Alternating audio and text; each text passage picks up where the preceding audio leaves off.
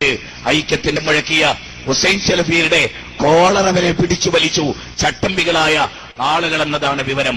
സലഫി പറയില്ല, സലഫി എല്ലാം ഉള്ളിലൊതുക്കുന്നു എന്നതുകൊണ്ട് അതിന് സാക്ഷ്യം വഹിച്ച ചില ആളുകൾ ആ രംഗം രേഖപ്പെടുത്തുന്നുണ്ട്. 2 മണിക്കൂർ ആ ഗസ്റ്റ് റൂമിലിട്ട് അനങ്ങിയാൽ ഇവിടുന്ന് ഞങ്ങൾ അടിച്ച് ശരിയായി കളയുമെന്ന് വരെ അവരുടെ വലണ്ടിയർമാർ പറഞ്ഞു എന്നതാണ് കൃത്യമായ വിവരങ്ങൾ.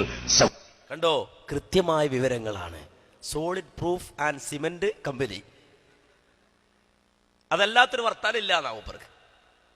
സോളിഡ് പ്രൂഫാണ്, കൃത്യമായ വിവരമാണ്. മാന്യ സഹോദരങ്ങളെ, എന്തുകൊണ്ട് മനുഷ്യർ ഇങ്ങനെ ആകുന്നു? ഇത്രയും സമർത്ഥമായി കളവ് പറയാൻ ഈ ആളുകൾക്ക് എങ്ങനെ സാധിക്കുന്നു? നീണ്ട താടി വെച്ചാൽ കളവ് പറയൽ സലഫി മനഹജാകുമെന്ന് ആരാണ് ഇവർക്ക് പഠിപ്പിച്ചു കൊടുത്തത്?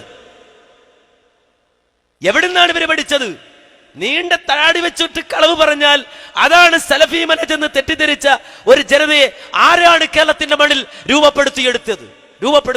അതിനുവേണ്ടി പരിശ്രമിച്ച, കളവ് പറയൽ മത്സരങ്ങൾ നടത്തിയ ഒരു സമൂഹം നേരത്തെ ഉണ്ടായിരുന്നു.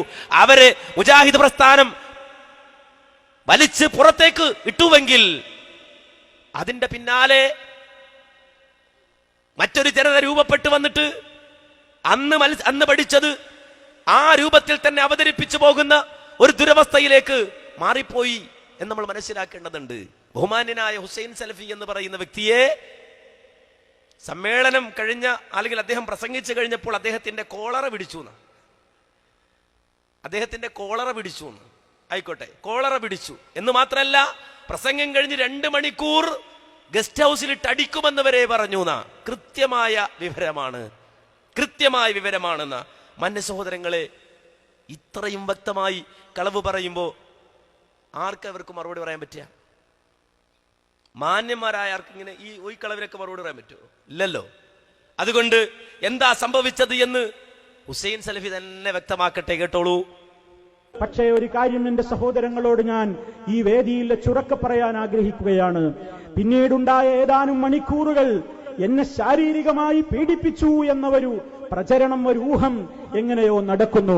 വസ്തുതയില്ല പ്രിയമുള്ളവരെ, ശാരീരികമായി ആരും എന്നെ പീഡിപ്പിച്ചിട്ടില്ല, ശാരീരികമായി ആരും എന്നെ തൊട്ടിട്ടില്ല.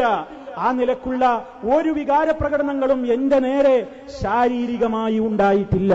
മാത്രമല്ല, അതിരുകവിഞ്ഞ സംസാരങ്ങൾ പലരിൽ നിന്നും ഉണ്ടാകുമ്പോൾ പോലും പലരും ഇടപെട്ട് അതിനെ തടുക്കുകയാണ് ഉണ്ടായിട്ടുള്ളത്.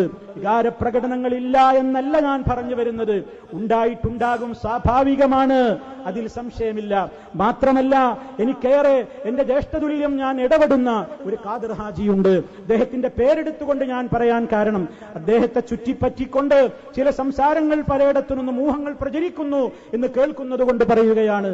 അദ്ദേഹം എന്നെ ശാരീരികമായി ഒന്നും ചെയ്തിട്ടില്ല, എന്നെ പീഡിപ്പിച്ചിട്ടില്ല, എനിക്ക് നേരെ ആ നിലക്കുള്ള ഒരു പെരുമാറ്റവും ഉണ്ടായിട്ടില്ല.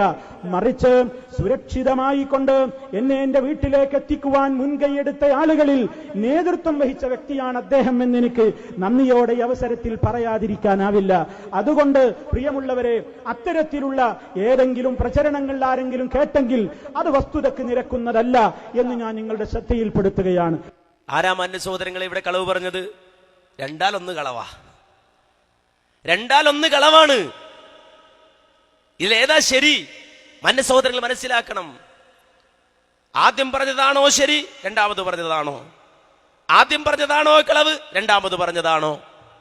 ഈ രൂപത്തിൽ വ്യക്തമായി കളവ് പ്രചരണങ്ങളും അതുപോലെ തന്നെ ദുഷ്ടലാക്കോടുകൂടിയുള്ള പ്രചരണങ്ങളും SMS-കളും അതുപോലെ തന്നെ ഫേസ്ബുക്ക് പോസ്റ്റുകളുമൊക്കെ നടത്തിക്കൊണ്ടിരിക്കുന്ന ഒരു വിഭാഗം സലഫി സമൂഹത്തിന്റെ പേര് പറഞ്ഞുകൊണ്ട് രംഗത്ത് വന്നിരിക്കുന്ന ഒരു കാലഘട്ടത്തിൽ ഇവർ സലഫികളല്ല, സലഫിയത്തിന്റെ ഒരടയാളവും ഇവരിലില്ല എന്ന് പറയേണ്ട ബാധ്യത കൂടി മാന്യ സഹോദരങ്ങളെ നമുക്കുണ്ട്.